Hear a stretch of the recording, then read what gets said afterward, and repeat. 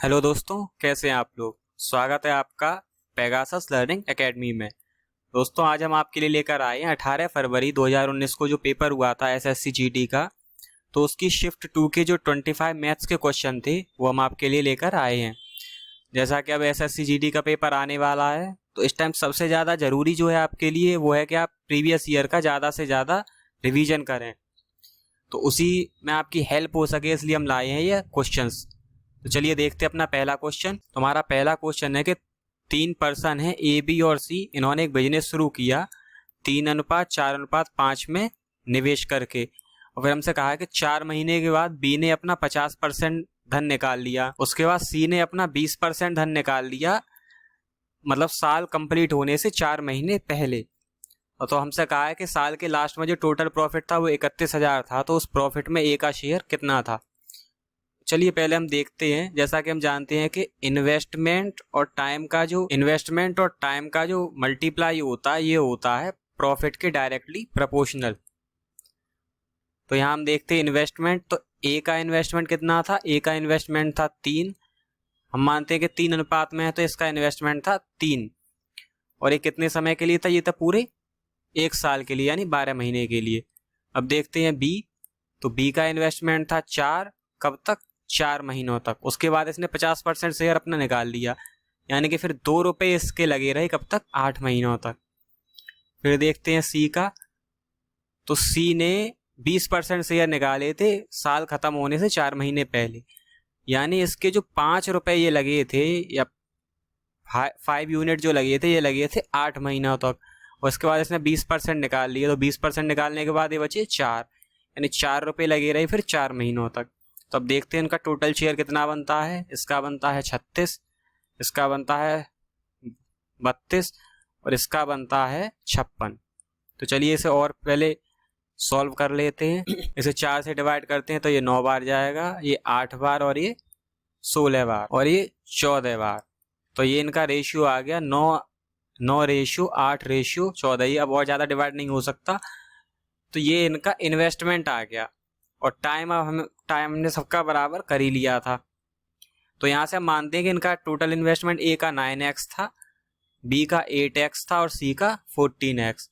जबकि हमें क्वेश्चन में दिया है कि ये जो आया है प्रॉफिट 31,000 आया है। तो यहाँ से देखते हैं इनका टोटल इन्वेस्टमेंट आएगा 14 और 8 22 और 9 31, यानी 31x बराबर है 31,000 के। तो x की वैल्यू आ गई यहाँ से 1,000। तो हमसे पूछा है कि ए का शेयर कितना था, तो ए का शेयर हमें दिया है 9। तो हम देखते हैं यहाँ से 9x की वैल्यू, तो ये आ जाएगी 9,000, यानी ए का जो शेयर था वो 9,000 था, यानी ऑप्शन बी हो गया हमारा राइट आंसर। चलिए अब देखते हैं अपना नेक्स्ट क्वेश्चन। तो नेक्स्ट क्वेश्चन में हमसे कहा है कि किसी आर्टिकल का मार्क प्राइस जो है यानी MRP है वो है 8,840 रुपये। फिर हमसे कहा है कि इस पर 35% डिस्काउंट दिया गया, तो हमें अब इसका सेलिंग प्राइस पता करना है।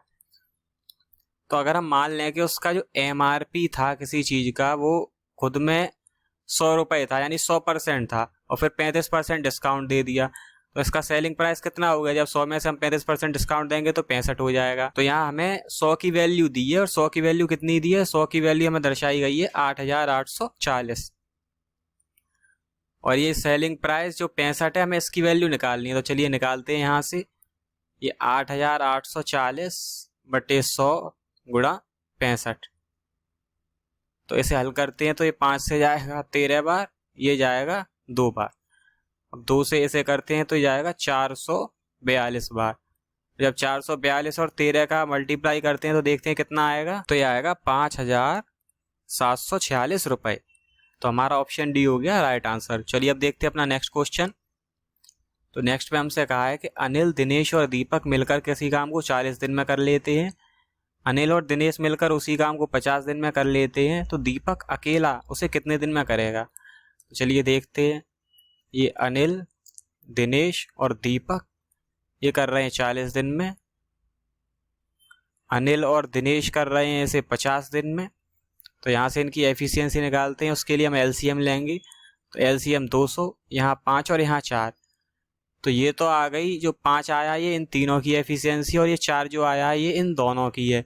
तो यहाँ से दीपक की एफिशिएंसी आएगी, 5 में से 4 घटा देंगे 1, तो हमसे पूछा है दीपक कितने दिन लेगा, तो जब 200 यूनिट कार्य को 1 की एफिशिएंसी का करेगा तो ये लेगा 200 दिन, यानी हमारा राइट आंसर हो जाएगा ऑप्शन बी। चलिए अब देखते हैं अपना नेक्स्ट क्वेश्चन। नेक्स्ट क्वेश्चन में हमसे कहा है कि सूरज कोई डिस्टेंस है, वो 18 किलोमीटर की कोई डिस्टेंस है, इसे 12 मिनट में तय करता है। फिर हमसे कहा है कि अगर इसकी स्पीड को 30 किलोमीटर प्रति घंटे से कम कर दें तो यही डिस्टेंस को सूरज कितनी देर में कवर करे। तो चलिए पहले यहाँ से स्पीड निकालते हैं, और स्पीड बराबर होता है डिस्टेंस अपॉन टाइम।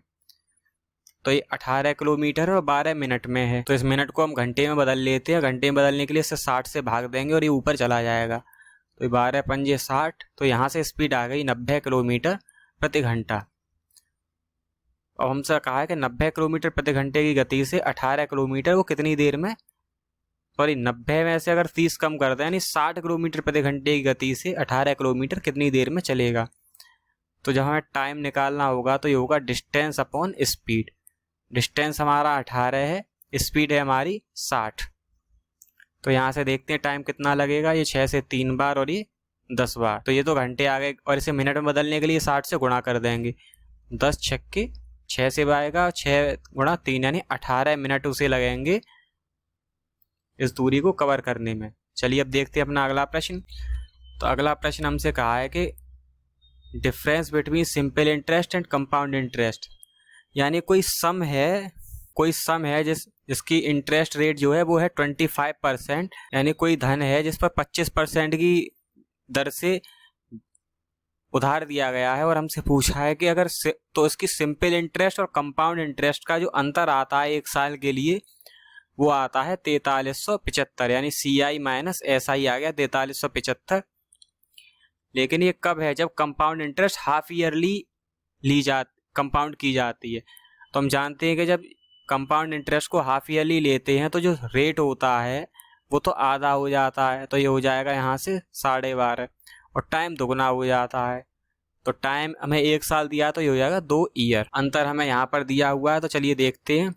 तो पहले हम देखते हैं कि 12.5% जो है इसका 2 साल के लिए चक्रवृद्धि ब्याज दर कितना बनेगा। तो इसे हम देखते हैं सक्सेसिव वाले फॉर्मूले से, तो वो होता है A + B + AB अपॉन 100। तो यहाँ हो जाएगा 12.5 + 12.5 + 12.5 का स्क्वायर बटे 100, तो ये हो गया 25, और इसका हो जाएगा 156, और ये 156.25 बटे 100। तो यहाँ से 25 इसे हटाकर यहाँ 2 जीरो बढ़ा लेंगे तो ये हो जाएगा हमारा 1.5625। तो यानी तो यहाँ से हमारी जो ये आ गई 26.5625। तो ये हमारी आ गई कंपाउंड इंटरेस्ट पर रेट, और सिंपल इंटरेस्ट पर तो हम जानते हैं कि 25% है। तो इन दोनों में जो अंतर आ रहा है ये 4375 रुपये, ये आ रहा है इसकी वजह से, क्योंकि यही वो ब्याज है जो कंपाउंड इंटरेस्ट में अतिरिक्त बनेगी, यानी कि 1.5625% जो है ये है 4375 के बराबर।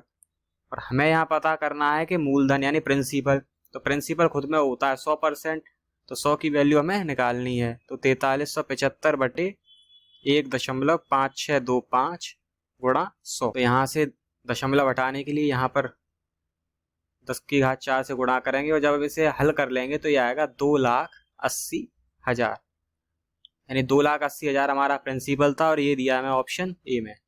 चलिए अब देखते हैं नेक्स्ट क्वेश्चन अपना। हमसे कहा है कि किसी शॉपकीपर ने 2 आर्टिकल बेचे, एक को 10% के प्रॉफिट पर बेचा 1100 रुपये में, और दूसरे को 10% के लॉस पर बेचा 900 रुपये में। तो हमसे पूछा है कि उसका प्रॉफिट या लॉस क्या हुआ और कितना हुआ। तो जैसा कि हम जानते हैं कि एक को 10% प्रॉफिट पर बेचा 1100 रुपये में, तो इसका जो CP हो जाएगा कॉस्ट प्राइस वो हो गया 1000 रुपये, और दूसरे को जब 10% के लॉस पर बेचा है 900 रुपये में, तो इसका भी जो CP होगा वो भी 1000 रुपये होगा। तो यहाँ से हमारा जो टोटल CP निकलेगा वो निकलेगा 2000 रुपये, और SP हमारा कितना है 900 और 1100, तो 1100 + 900 ये भी 2000 है।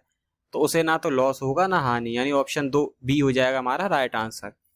चलिए देखते हैं नेक्स्ट क्वेश्चन। नेक्स्ट क्वेश्चन हमसे कहा है कि किसी बैग में 785 रुपये हैं, ये 2 रुपये, 5 रुपये और 10 रुपये के सिक्कों के रूप में है, और इन सिक्कों की जो रेशियो है वो है 6:9:10। तो फिर हमसे पूछा है कि 5 रुपये के कितने सिक्के थे। तो हम मानते हैं कि 2 रुपये के सिक्के जो थे वो 6 रेशियो दिया है, तो हम मानते हैं कि 6x सिक्के थे, 5 रुपये के 9x थे और 10 रुपये के 10x थे। तो अब हम इनकी वैल्यू निकालने के लिए सिक्कों और उनके मूल्य का गुणा कर देंगे। तो जब 6x सिक्के थे 2 रुपये के, तो ये हो गए 12x इनका मूल्य। उसी तरह 5 रुपये के 9x सिक्के थे, तो इनकी वैल्यू हो गई 45x, और 10 रुपये के 10x सिक्के थे, तो ये हो गए 100x, जबकि हमें इनकी ओरिजिनल वैल्यू दी है 785। तो चलिए अब इसे जोड़ते हैं, तो ये हो जाएगा 157x, और 157x की वैल्यू दी है 785, और यहाँ से x की वैल्यू हमारी आ गई 5। हमसे पूछा है 5 रुपये के कितने सिक्के थे। तो 5 रुपये के सिक्के थे 9x, तो 9 × 5 यहाँ से हो गया 45, यानी ऑप्शन सी हो गया हमारा राइट आंसर। चलिए अब देखते हैं नेक्स्ट क्वेश्चन। तो नेक्स्ट क्वेश्चन में हमें एक टेबल दी है जिसमें कि 5 कॉलेजों में 4 कोर्सेज हैं अलग अलग, तो उनमें किसमें कितने छात्रों ने एडमिशन लिया है वो दिया है। फिर हमसे पूछा है कि which college has the highest average number of students per course, यानी किस कॉलेज में जो एवरेज नंबर है स्टूडेंट्स का वो सबसे ज़्यादा है।